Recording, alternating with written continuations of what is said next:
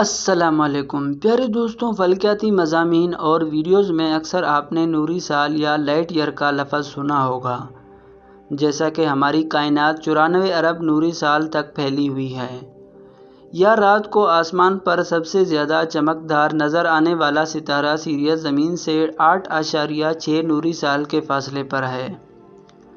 اب سوال یہ پیدا ہوتا ہے کہ نوری سال ہے کیا، اور ہم نے فاصلے کا تعین نوری سال کے ساتھ کیوں کیا، جبکہ عام زندگی میں ہم فاصلوں کا تعین میٹرز یا کلومیٹرز میں کرتے ہیں۔ اس سوال کا جواب جاننے کے لیے اس ویڈیو کو پورا دیکھیے گا اور ہمارے اس چینل کو سبسکرائب کریں تاکہ ہر نئی آنے والی انٹرسٹنگ اور معلوماتی ویڈیوز آپ تک وقت پر پہنچ سکیں۔ جی تو پیارے دوستوں، نوری سال کے بارے میں سب سے پہلے آپ کو بتاتے چلیں کہ نوری سال ہوتا کیا ہے۔ دوستوں، نوری سال خلا میں فاصلے کو ماپنے کا پیمانہ ہے۔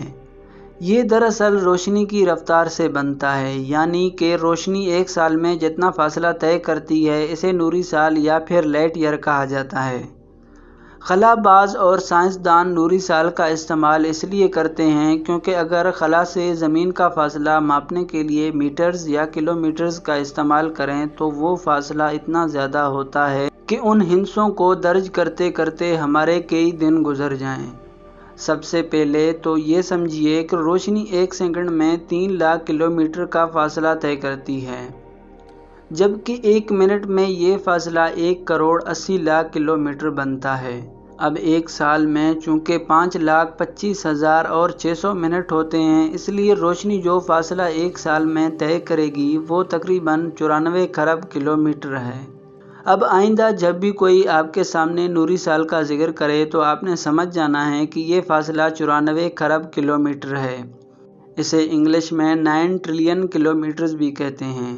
یہ فاصلہ کتنا ہے، چلیے کچھ مثالوں سے دیکھتے ہیں۔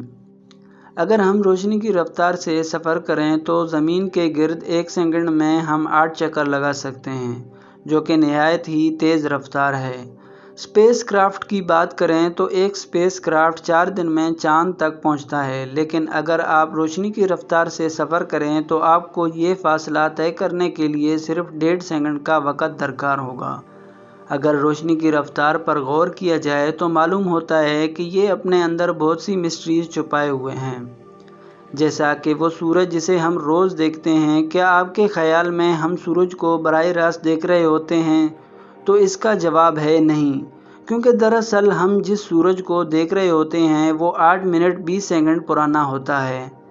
اس کا مطلب یہ ہے کہ ہم صرف سورج کا ماضی دیکھ رہے ہوتے ہیں۔ اب آپ سوچیں گے کہ ایسا کیسے ممکن ہے؟ تو ایسا اس لیے ممکن ہے کہ سورج کی روشنی کو زمین تک پہنچنے میں 8 منٹ 20 سیکنڈ لگتے ہیں، تو روشنی جو کہ 8 منٹ پہلے سورج سے چلی تھی، اس لیے ہم اس کی وہی تصویر دیکھیں گے جو 8 منٹ پہلے کی تھی۔ یہ تصور بھی کیا جاتا ہے کہ بالفرض کسی روز سورج اگر غائب ہو جائے تو زمین پر موجود انسانوں کو اس بات کی خبر 8 منٹ 20 سیکنڈ کے بعد ہوگی۔ اسی طرح بات کرتے ہیں ایک قطبی ستارے کی جو کہ صدیوں سے سمتوں کا پتہ لگانے میں انسان کی مدد کرتا آ رہا ہے۔ یہ ستارہ زمین سے 323 نوری سال کے فاصلے پر موجود ہے اور اس کا سائنسی نام پولیرس ہے۔ اگر ایک روز قطبی ستارے کی روشنی کسی بھی وجہ سے چند لمحوں کے لیے کھو جاتی ہے تو اس بات کا علم زمین کے لوگوں کو 323 سال کے بعد ہوگا۔ اس سلسلے میں ایک دلچسپ بات یہ ہے کہ ہماری کہکشاں کے باہر دوسری قریب ترین کہکشاں اینڈرومیڈا ہے، جس کا زمین سے فاصلہ تقریباً 2.5 ملین نوری سال ہے۔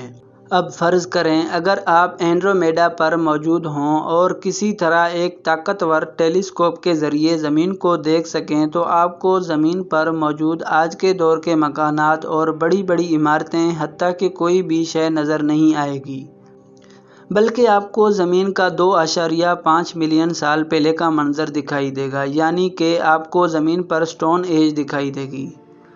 یہاں اب یہ سوال پیدا ہوتا ہے کہ ہم زمین سے ان دوسرے اجرام فلکی کا فاصلہ کیسے ماپتے ہیں، حالانکہ انسان خود بھی ان جگہوں تک نہیں پہنچ سکا؟